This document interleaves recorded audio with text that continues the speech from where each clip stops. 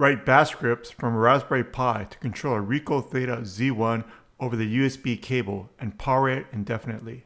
Using the USB API with the RICOH THETA and bash is very common because it offers a simple and fast setup for long-term time lapse. So you can run the camera and power it over the USB cable and take the time lapse for days, for months, or even years. In actual practice, people have been putting this camera in the forest and other places and taking long time lapse over a period of years. PTP cam, which will be embedded into the bash scripts, is very easy to use. You can type it in on the command line, and once you have the setup working, then drop it right into the bash script and get it running. It's going to be a lot of fun. Let's get going. This tutorial uses PTP cam, which we covered in the installation in this video right here on the Raspberry Pi. If you're running it on an x86 Linux box, like Ubuntu 2004 and a standard workstation, watch this video. Once you have PTP cam installed and it's working, swing back to this video. Let's SSH into the Raspberry Pi. I'm on Windows WSL2, but I've just SSH'd into the Raspberry Pi right here. You can see that's a Raspbian. Here, open up a file. I'm calling mine tutorial_z1.sh, and the editor I'm using is Emacs. So just type in ptpcam-info and then ptpcam capture as a quick test to see whether the bash script is working.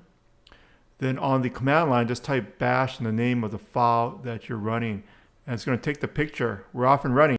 Use the official USB API documentation on the RICOH site to get the appropriate values for things like sleep delay. Disable sleep delay and power off. Once you know the value, use ptp cam --set property equal, and then the property that you're going to set, then another equal sign, and then the value. 0 in this case will turn off the sleep delay.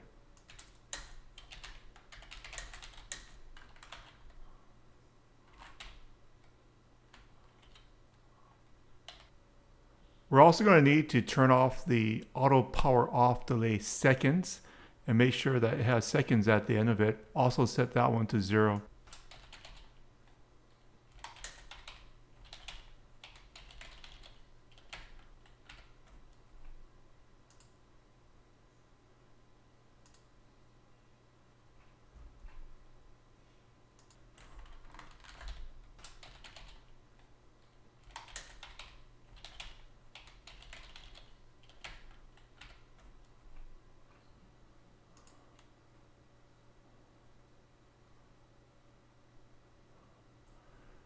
After you set up the settings to disable sleep delay and power off delay, set it to 0 in both cases, then set up a simple loop to take a bunch of pictures. So right now we're just going to start off with 5 pictures in the loop. Normally you might want to take several thousand and maybe space it out like once an hour or once a minute, whatever time frame you're looking for in your time lapse. In addition to the power off and sleep delay, you probably want to turn off top bottom correction. I didn't put it into this script to keep it nice and short, but if you're actually going to use the time lapse to create a movie, you probably want to turn it off. And within the loop that we're building here, just put a ptp cam -capture, and that will start taking the pictures. Increment the counter after you take each picture.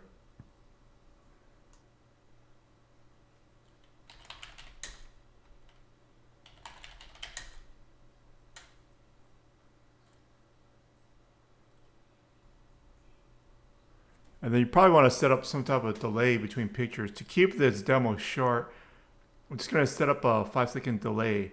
And it's not taking a picture every 5 seconds because the camera itself takes about 4 seconds to process the picture and stitch it. So the pictures are actually spaced out 9 seconds in this example.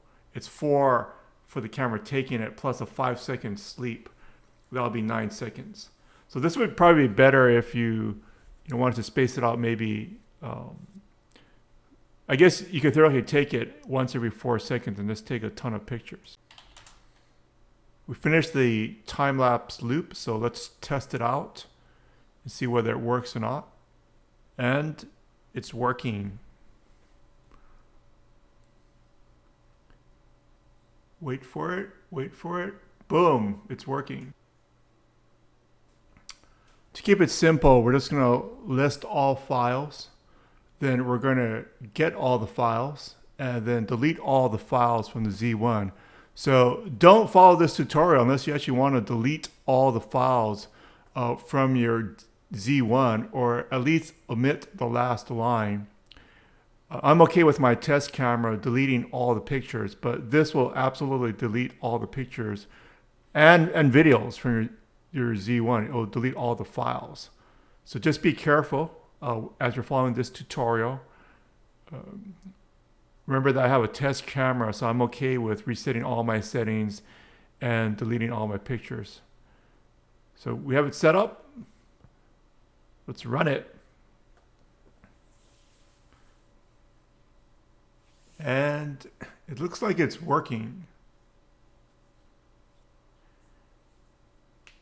You can also delete pictures individually and download the pictures individually. For simplicity, we're doing it all at once for this demo.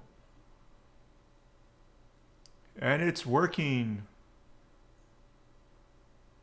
Finish. In the real world, you'd automate a script either on the Raspberry Pi or another computer to probably use scopy or something else to pull the files over. But I'm just going to SFTP from my Windows workstation into the Raspberry Pi, grab all the files, just so that we can test it and make sure the images were taken properly. So grabbing all the files, have it on my Windows workstation.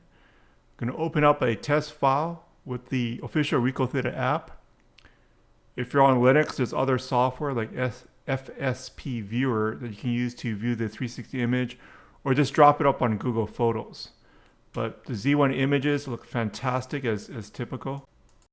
A previous video explained how to push the files up to a DigitalOcean hosting service and then display the images on Apache. Thanks for joining us. If you have any problems, just drop us a comment. Subscribe to the channel as we'll be producing more videos with the USB API. If you like this particular video, give it a like, and we'll use that feedback to see what to produce next. Have a great day.